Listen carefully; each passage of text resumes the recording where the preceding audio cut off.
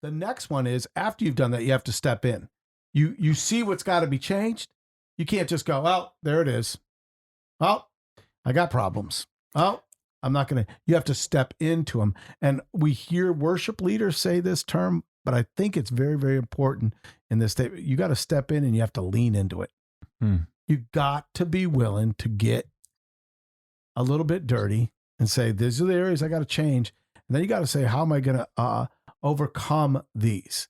And I'm going to say this. If you have an obstacle in life, if you go around it, it's still there.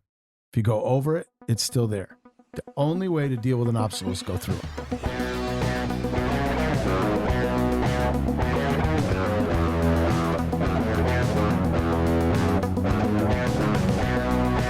Hello and welcome to Wehry Dads. I'm here as your host, Pete Wehry, with my co-host, Dad, Pete Wehry. And this is definitely something that you were excited about, and I'm excited to hear from you. You wanted to talk about walking through life, which is kind of an accumulation of steps for growth, just consistent ways to deal with problems and to deal with your own personal journey. So walking through life is the topic of the day, and you wanted to start with a particularly inspiring story. Man, it's unbelievable. So today, I ended up going to Winter Garden. For those of you that don't know, it's about a 30-minute drive. Had to go there because on Saturday, I did a wedding. When I did the wedding, everything went great. It was an unbelievable wedding. Shout out to EJ and Emily. Congratulations. We get done with the wedding. All goes well. We get home and realize today that we had not signed the marriage license. So they call me and say, man, we got to get that in. In fact, it was your own wife that said they're not legally married. And I said, it's a covenant between God, but we're not going to go there. Anyhow, so long story short is I meet them and we're going to meet at a little coffee place called Three Birds. Get there. Probably named after Bob Marley's Three Birds. You immediately thought of the song. Okay. Yeah. So we get down there and Three Birds is closed. Now, where am I going to go? All right, what are we going to do here? Long story short is I go right over to Winter Garden Pizza. You been to Winter Garden Pizza? No. You should. But, well, if you liked, we were being bad and eating a lot of pizza. But Winter Garden Pizza is a great, great little place in downtown Winter Garden. It's actually where we first met Emily and EJ for their marriage counseling the first time and where we had our last conversation with them. So it was kind of cool. Had one of the waitresses come out, signed it. She witnessed it. I hope this is all legal in America, but long story short, it's all good. We get done and I'm going to eat a little bit of lunch, not eating pasta. You know why. For those of you that see this on TV, you know why. All right. So I'm like really trying to be good, but I see a barbershop across the way and right away I stereotype. I think, downtown Winter Garden's gotta be a really nice barbershop. Man, I don't know if I want to pay, I'm expecting to walk in to see, and I'm really careful. I say this like some guy that's been there for 40 years, that's established, so forth. Maybe this guy has, but it's not what I expected. Decide to go over there to get my hair cut. And I will say this, if he had done a bad job on my hair, I might still go to him. Yeah. The rest of my life. Yeah. If he wasn't 30 minutes away, if he was 10 minutes, 15 away, I'd go to him every time. Because I walk into the door and he's doing a gentleman. As he's doing the gentleman's hair, I look at him and I say, do you take walk-ins? And he looks at me, points at his ear, and he makes a normal sound that a deaf man makes. He goes, ooh, ooh, ooh. And I went, oh, so he's deaf. This is all good. No problem, right? I said, he goes, yeah. He kind of makes a noise and points for me to sit down. I sit down. And I'm sitting there and very, very, perfectly timing wise, he's finishing that guy up. He's probably done in 3 minutes. I am not looking. And all of a sudden a piece of paper hits me and I hear a laugh from the gentleman in the chair. And I hear him go, ooh, and he not in any way embarrassed. And he grabs a paper, walks behind the barber chair again. And I look up and he's got a basketball hoop garbage can above me. Oh, and he goes, and he shoots it, it goes in. And as soon as it goes in, he goes, yeah. And if you know any of folks that you've ever interacted with deaf people, it's that sound. It's a sound of pure just elation. And all I could tell you is I'm really careful. I said, he just doesn't care. Yeah. This is who I am. Yeah. I'm going to enjoy life. Yeah. So we get there. The guy leaves. I get in my chair. He looks at me and he kind of goes, makes his noises like, what do you want to do? I show him a 2 on the sides. For those of you who don't know, when you're shaving the hair, like a 2 on the sides. And then the top, I show him how much I kind of want off. And he takes and makes scissor hand signals like, okay, I can do that with that. Folks, my haircut is great. But the whole time, the interaction, his spirit, the positive, because I don't even know if he has to work. I wonder if he could get disability. But Earl the barber chooses to enjoy life. He gets done with my haircut and he looks at me and he shows me the mirror. Like, I'm going to look, you look in the mirror, and okay. And he shows it and it's not the mirror. It's a picture of Sylvester Stallone as Rambo. And he looks at me and he goes, hey, like, I'm Rambo. And his spirit, I just laugh. Then he takes the paper off my neck and he rolls it up and he shoots it at the hoop. Yeah. And it hits the rim and comes out and he makes the small finger. He goes, ooh. Yeah, like so close. Yeah. Grabs it again, makes it. And I was filled with joy. Yeah. Because this man goes to work every day and chooses to build in a manner of positivity, encouragement. He's detailed. He's accentuates every opportunity he can to present a good spirit.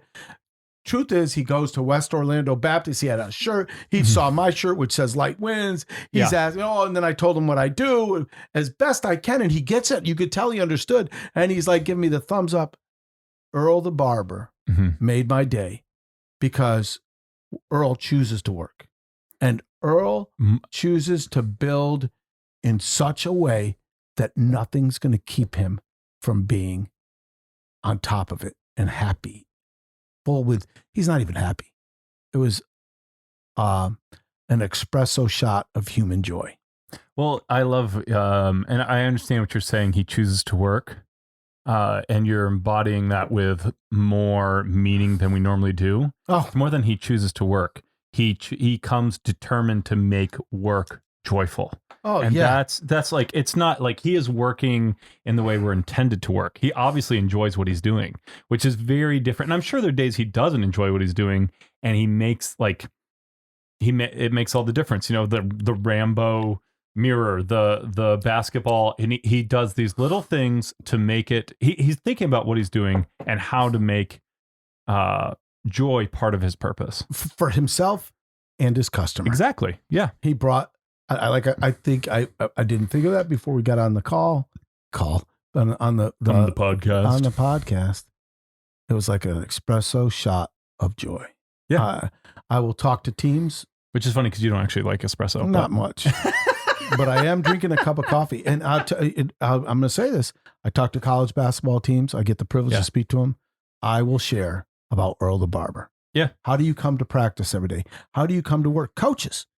How do you find it? I think the important thing here is, and I see this more and more, is that we allow other people to define our problems with either or solutions.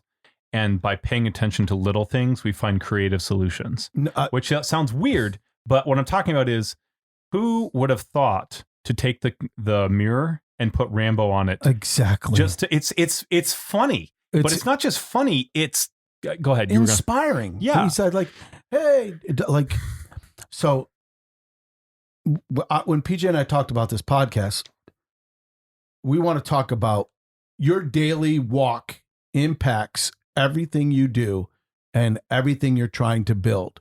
And we're talking about building, to last. Yeah. Okay. So I'll never forget hearing this in 2014. A college basketball team chose this statement, but one of the coaches did, and I loved it. I still do. And it was no escalators. No escalators. In other words, we take the stairs. No escalators. We take the stairs. I've heard that expression altogether before. Right. Yeah. So, coaches love pound the stone. You keep pounding the stone. It won't break. It doesn't break. And then finally, it's the 100th time it does break. But it took the other 99 times. And everybody wants to pound the stone 5 times and have it get done. Actually, they want it to break in the first swing. Yeah. Okay.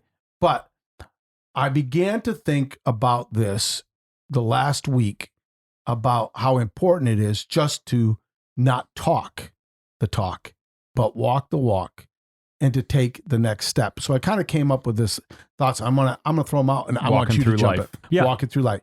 The first thing I think we need to do is we walk through life. And by the way, right away I thought of this song. When I wake up, I'm gonna the Proclaimers. Yeah, I don't know it very well. Enough. He goes, I'm gonna be the man that walks. I will walk 500 miles. Yep. And if that doesn't work, I'll walk 500 more because he wants to be with her. I'll walk 1,000 steps. Mm-hmm. That's easier said than done. Yeah. Okay. So I started thinking about steps, and I think as we look at our life today, I'm gonna just go with this. I think first thing we need to do is to step back. Step back. And when I say that, I'm taking the idea that we need to step back, get a panoramic view, as well as take a long look, an honest look in the mirror. PJ, what's true about James chapter 1 in the mirror? What is when James says to look in the mirror? What do you do when you look at yourself in the mirror?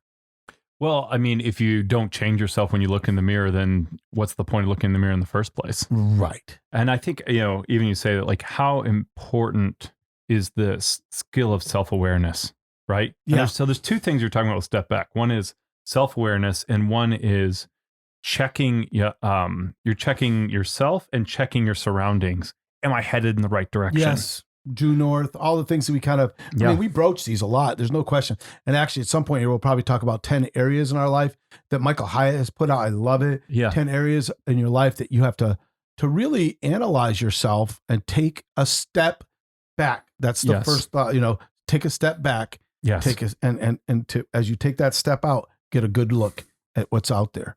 Love it. Okay. The next one is after you've done that, you have to step in. You see what's got to be changed.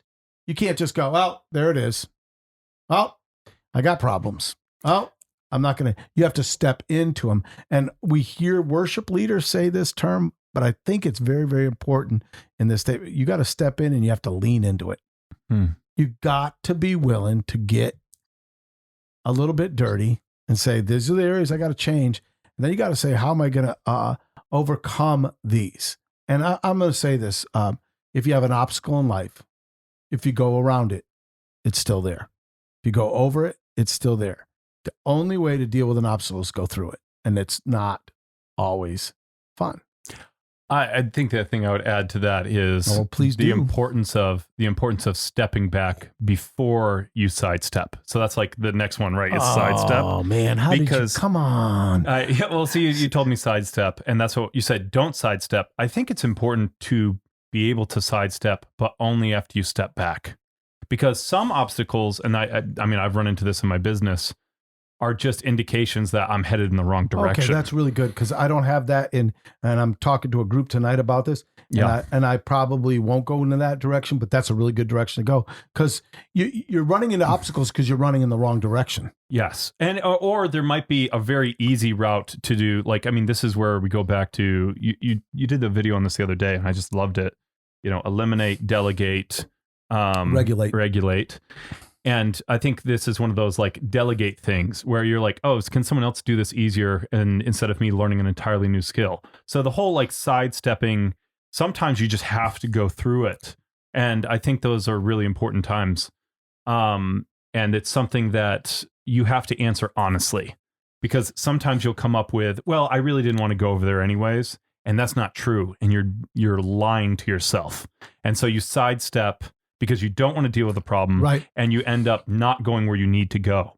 But sometimes you can sidestep an issue that would be just full of heartache. A good example of this, because I have been blessed to have a strong father figure in you. And so one of the things that you have given me is to, it's better to over communicate than under communicate. Okay. And I would say most of the time of the human race, that's true. I've seen most people struggle because they under communicate, and that's the general bent of the human population. One of the things I did have to learn is it's a proverb. It's not a rule. No, right? It's not a principle. Right? Yes. So sometimes you can take care of things within yourself without bringing them up and without communicating it. And it's actually much better than creating an obstacle and just being like, you know what, that's just not that important, or it'll work itself out. And that's like, you can actually turn a molehill into a mountain. Yep. By over communicating. So I misspoke, but it's a principle, not a promise. Like it's a principle. Like it's, yeah. But that doesn't mean it's like, that's got to be done that way. Yeah. So, I think what I love about even talking with you is that even as you're calling these principles, I think a proverb is just a principle put well. And so that's like, you're really good at that. So what we're like, even when we're talking about principles and proverbs, that's pretty interchangeable here because of, you're like, even using step back, step in, sidestep, it's all ways of like allowing us to build a culture of making wise decisions. Okay. Really appreciate you saying that. I think of right away when we had the 60th, which I'm very grateful that you, Becky, and others put together. Think about Mark DeJesus saying to me, Coach, and you never know these things when you did it. Yeah. He who hesitates is lost. And I think of all the times, like I was talking about basketball, but even in life, like, you have to careful how I say this, but in life, you have to pull the trigger. I mean, you have to be willing to take the chance. And with that said, so you step back, then you step in. You have to engage. Yep. And then there's sometimes from what you just said that I wouldn't have gone there. And I think it's good that you said it, that we do sidestep. And then there's some things you can't sidestep. You have to go through them. And then the other thing is you got to step up. Yeah. And you got to go to work. I think when we spend time thinking and we put forth different theories and thoughts, it's very important we do that. But then we have to put it into practice, because then there's some times, and by the way, you can never wait till things are 100% ready to do them, or in your reality, I don't know if you'll ever do them, because it's never 100%. Yeah. It's always fluid. I think probably how much your business has changed in the last 2.5, 3 years. Yeah. And so you have to step up. And what I mean by that is you have to be willing to do some hard things. When we talk about gardening, and why would I bring up gardening to you right now? No, because we're about to put a garden in the back. Okay. What are some things about gardening? It says in Proverbs today, I read it, if you don't put your hand to the plow, you can't plant. Yeah. I mean, for those of us, and by the way, I don't even know if we really ever have plowed at this generation, but I will tell you, have you ever rototilled? Did I ever let you do that? No, I did it for Dad Horton. Okay, so yeah, I rototilled a number of times. You talk about the real child. I mean, you're being your muscle, body parts are moving. Like it's hard your work. whole shoulders and everything. So that is not as even bad as plowing. I mean, can you imagine plowing? I know the horses were doing a lot of the pulling of the action, but you holding that, keeping it steady, and then planting, and then watering, and then we've used this term before. We hate the word weeding. Yeah. This is hard work. Well, you got to step up to the plate. Well, goes along with that. And this is just to coordinate everything you just said with pulling the trigger and gardening. I mean, I'm looking at it. There's a certain time that you have to plant or it's not going to work. No. Like plants have to be planted at a certain time. So I'm looking at it and I'm like, these are the only options we have for planting right now, because we're planting in January. Yep. Right. And then when you look at other ones, you're like, okay. And when we harvest these, we'll have other ones to plant, and we have to plant them right away, or we're not going to have a harvest. And that's just part of, what this is. And, if anyone's interested, sorry, just to give a little side thing, the whole point of the gardening is like, one, it's educational for my boys. Yep. It's educational for me. And I love anything, even as we talk about stepping back, anytime you can see different paths converge, always best to just go that way. It helps us cut our grocery bill. And I think it's healthier. That's like really like we currently buy from a local farm, and it's honestly expensive, but there's just a lot of health benefits to doing like local fresh produce. And so that's it's our way of like building Finn's character and his education, and Soren's character and his education. And so by stepping back, I was able to say, you know what, it's going to take some effort, but And this is, there's saving money and then there's making money. This is a way to save money ultimately. Well, yeah. And your point, saving money often makes money, right? You can, yeah. Right. And then the other point is, I don't know what Finn's going to be able to do at the age of 6. Yeah. But he is going to learn by the time of age 8 or 9. Yeah. You go to work. Yeah. And that would be my last point about using the term step, is you got to keep stepping. Like, you just don't do it 2 or 3 times and you're done. It is a consistent, and I want to go with Angela Duckworth's thought here on grit. It's a consistent daily as well as longevity. And I use this term. It's persistence, doing it every day. You got to be persistent, do it every day. Okay. And persevering for a longer time. So let me give you guys my illustration for stepping for me right now.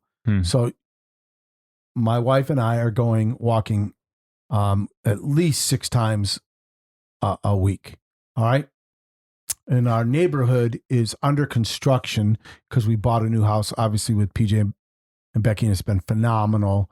The neighborhood's getting close to being done in our, it's not neighborhood, it's probably, there's a better term, but it's getting done. All right. And then to about a quarter of a mile up a hill near us, they're building some more.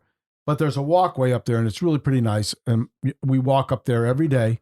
It's about 1,500 steps up there, which for me is just over a half a mile.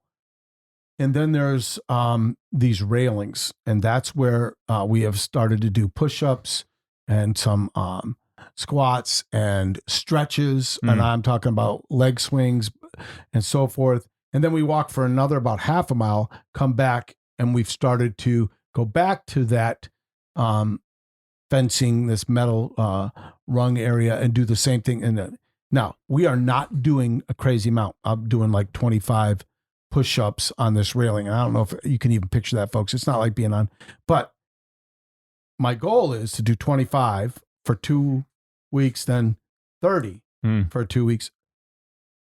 But it takes time. And even as I was doing it today, I was on like number 18. I was like, I got a good amount in. No, I felt like it was taking too long. I don't like what I'm such a time. He's laughing because I got to get back. I got stuff to read. But I can see it in you. Like we'll be talking and all of a sudden you'll start moving and I'm like, all right, he's done. He's ready to go. I got, folks, I'm going to just say this after we're done with the podcast here.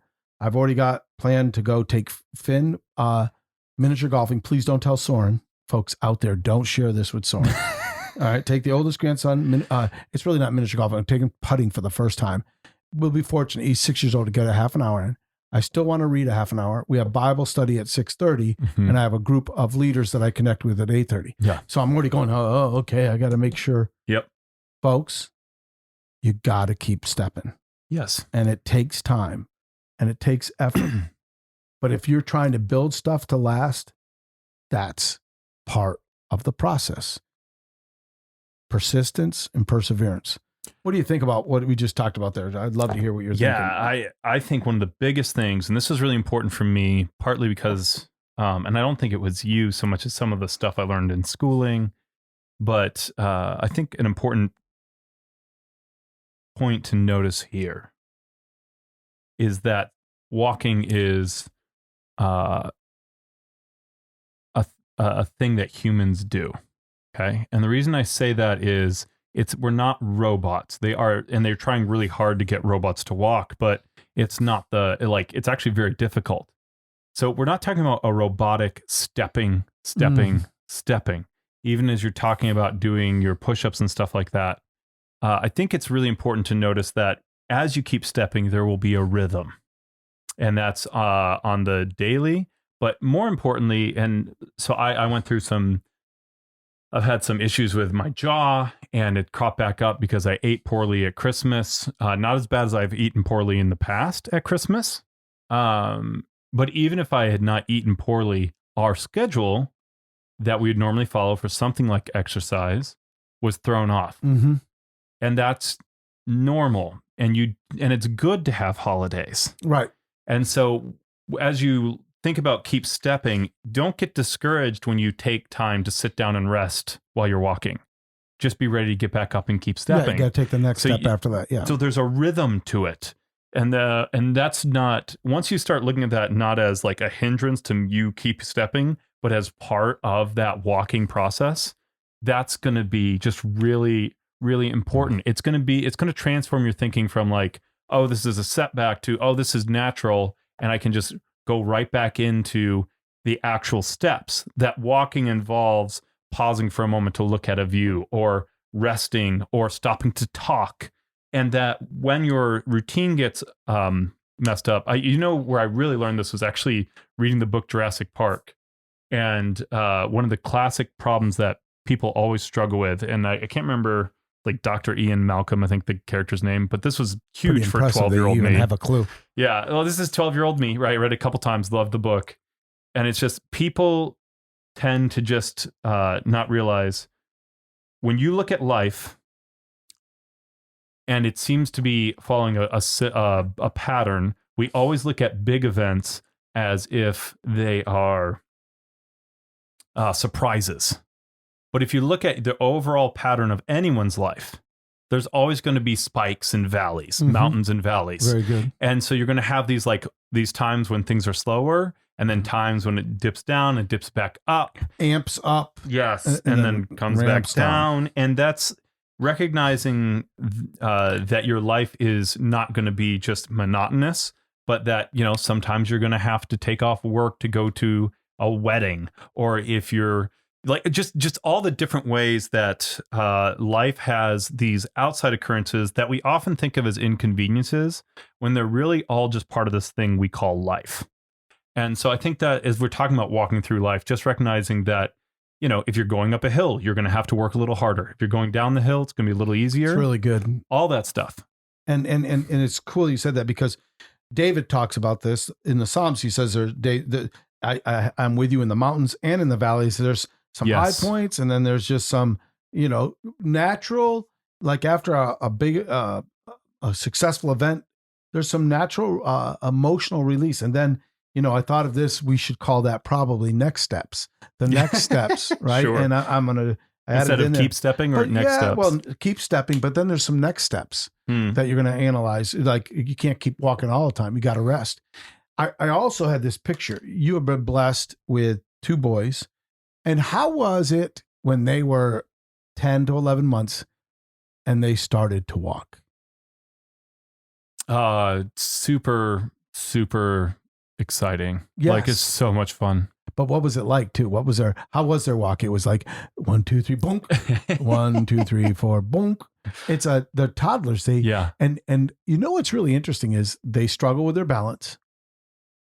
And as you get older, you struggle with your balance. We see that with my father, Ken Turin, a great Baba. But the truth is, folks, I'm 60 now. I don't have the same balance that I did before, right? And it's really challenging. But the way to get past both of those is you got to keep moving. Yeah, that like a toddler has to continue to move to learn. We have to keep moving to keep our muscles and to keep whatever we want to call a core right now. All I'm saying is these are so many lessons about walking and how we walk in life. By the way, again, not what we say, not our talk, but our walk affects how we're going to build. Will we build to last? Love it. Thank you. Oh man, I love doing this with you. I hope that this is encouraging you all out there, and hey, keep stepping.